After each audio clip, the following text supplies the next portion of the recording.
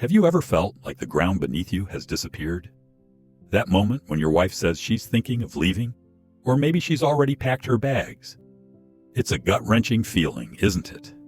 One minute, you're building a life together, and the next, you're questioning everything. What did I do wrong? Can this be fixed? Should I let her go? Let me tell you, I've been there. At 80 years old, I've seen relationships rise and fall, mine included. And if there's one thing I've learned, it's this. Saving a marriage takes more than just words. It takes humility, understanding, and real effort.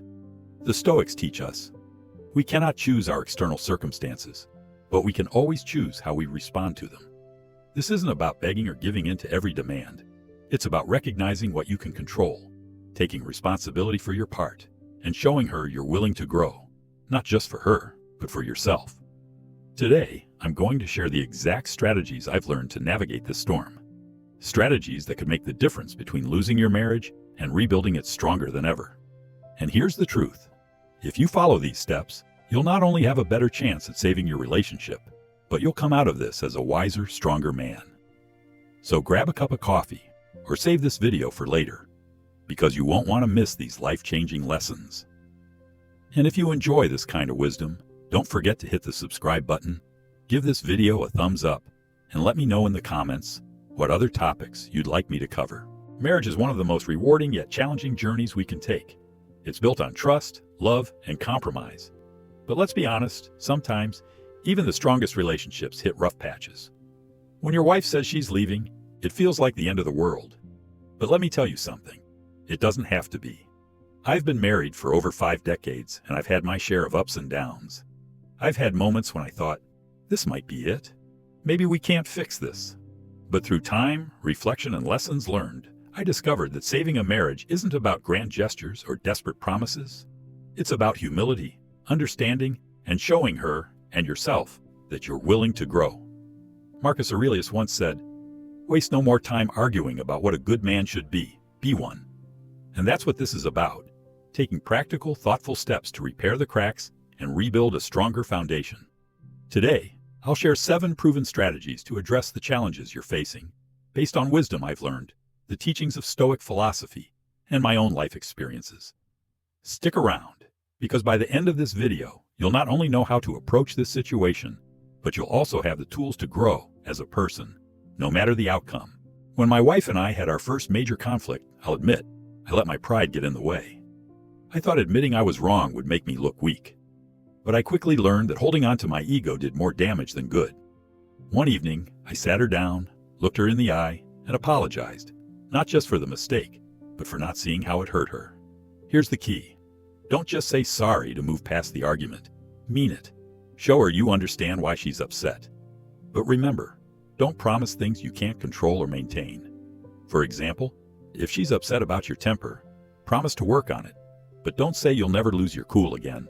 It's not realistic. As Marcus Aurelius reminds us, the impediment to action advances action. What stands in the way becomes the way. Your mistakes aren't the end. They're an opportunity to grow. I had a friend named Richard who constantly interrupted his wife whenever she tried to explain how she felt. She'd say, "You're not listening to me." And he'd respond, "Of course I am." Sound familiar? One day I told him, "Richard, you're hearing her words, but you're not listening to her heart." When he finally gave her the space to talk without jumping in, she opened up in ways he hadn't seen in years. The Stoics teach us to focus on understanding, not reacting. Epictetus said, "We have 2 ears and 1 mouth, so that we can listen twice as much as we speak." Let her talk without interruptions, without excuses, and without jumping to defend yourself. Sometimes, just being heard is enough to start the healing process. Actions speak louder than words, my friend. I remember a man who kept promising his wife he'd spend more time at home, but never followed through. Eventually, his words became meaningless. If she's told you what bothers her, whether it's how you communicate, how you handle stress, or how much time you spend apart, show her you're serious about addressing it. Start small. If she's upset about you not helping around the house, don't just say you'll do better. Get up, grab a broom, and show her. As Epictetus wisely said, don't explain your philosophy, embody it. Change isn't about convincing her with words. It's about proving it through action. I once knew a man who promised to sign over his car to his wife if she'd stay. She stayed, temporarily. But the problems were still there, and they split within a year. Material offers are like Band-Aids on a deep wound. They don't heal anything. If your wife asks for a condition that feels transactional, like property or money, think twice. Seneca said, "He who is greedy is always in want." If the foundation of your marriage becomes materialistic, it won't last. Instead, focus on emotional connection, trust, and respect. Those are the things that truly hold a marriage together. When kids are involved, the stakes are higher.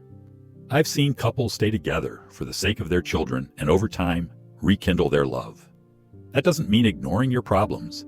It means addressing them together as a team. I had a neighbor, Paul, whose wife wanted to leave because of constant arguments. They decided to attend counseling, not for themselves, but for their kids. Through that process, they not only improved their parenting, but also their relationship. Marcus Aurelius said, "What we do now echoes in eternity." The way you handle this conflict will leave a lasting impact on your children. Work with her to create a stable, loving environment for them, and you may find your bond growing stronger in the process. Pride can be a killer in relationships. I know because I've been guilty of it.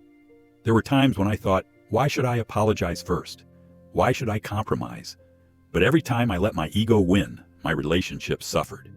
Epictetus said, "If you wish to improve, be content to be thought foolish and stupid." Don't let your pride stand in the way of reconciliation. Be the first to apologize, the first to reach out, and the first to show vulnerability. It's not a sign of weakness, it's a sign of strength. Finally, there are times when, despite your best efforts, she's made up her mind. Maybe she's unwilling to meet you halfway, or maybe she's using the situation to gain something material. I had a friend who exhausted himself trying to keep his wife from leaving, even after she made it clear she had no intention of staying. It took him years to realize that letting her go was the healthiest thing he could do for himself. Seneca said, "It is not the man who has too little, but the man who craves more, that is poor." Sometimes walking away isn't giving up, it's moving on. If she's unwilling to put in the effort, focus on your own growth and well-being. Marriage is one of life's greatest challenges and rewards, but it takes two people committed to making it work. These strategies, acknowledging your mistakes, listening without defensiveness, showing change through actions, and letting go of pride, can pave the way to reconciliation. But remember, it's not just about saving the marriage, it's about growing as a person. As the Stoics remind us, you have power over your mind, not outside events. If you've done everything you can and she still chooses to leave, let her go with grace. Some chapters end so others can begin. If you found this video helpful, please hit the subscribe button and give it a thumbs up. I'm working to gain another 1,000 subscribers, and your support keeps me motivated to share more life-changing wisdom. Also, if your wife has already left and you're struggling to move forward, don't miss my video on how to deal when your wife is gone. It offers guidance to help you find peace and purpose in the next chapter of your life. Let me know in the comments if you'd like more insights like this, and thank you for being part of this community. I'll see you in the next video.